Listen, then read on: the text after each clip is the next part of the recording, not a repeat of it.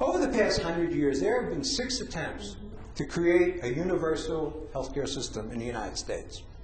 One during World War II, another during the Depression, one during the Truman administration, one during the Johnson administration, Senate initiative in the 1970s. We all know about during the Clinton years, that failure, and that was due to the great attack ads, the Harry and Louise folks. All of these initiatives have failed. So the bad news is that this is difficult. We all know about Murphy's Law, that anything that can go wrong will go wrong. Well, there's also a corollary to that, called Schwartz's corollary, and that says that Murphy was an optimist.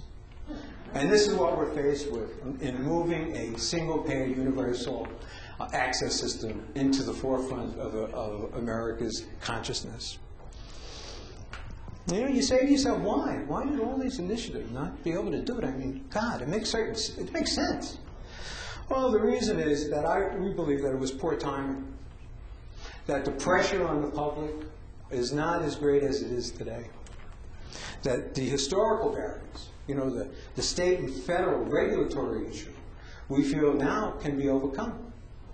The out-of-pocket expenses, the cost sharing for services and premiums, people are paying more out of their pocket now than any time in the history of the United States.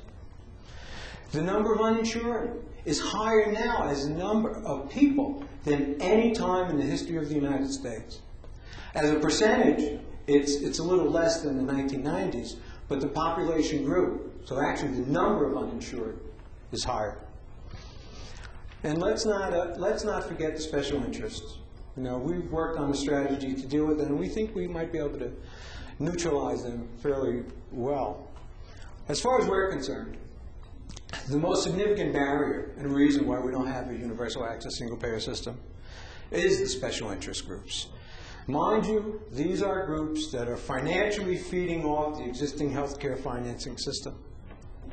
They will resist any change to this system. And actually, I can't blame them. All right? They're making so much money, they want to keep it that way.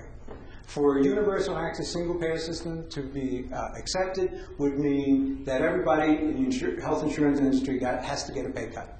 Well, that's just too bad. There are some of the most powerful groups in the world resisting a universal access single-payer system.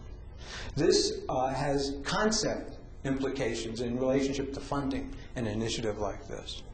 But we expect that most of these groups want to preserve the status quo, and the prevailing opinion in the industry is they will resist any change in healthcare financing.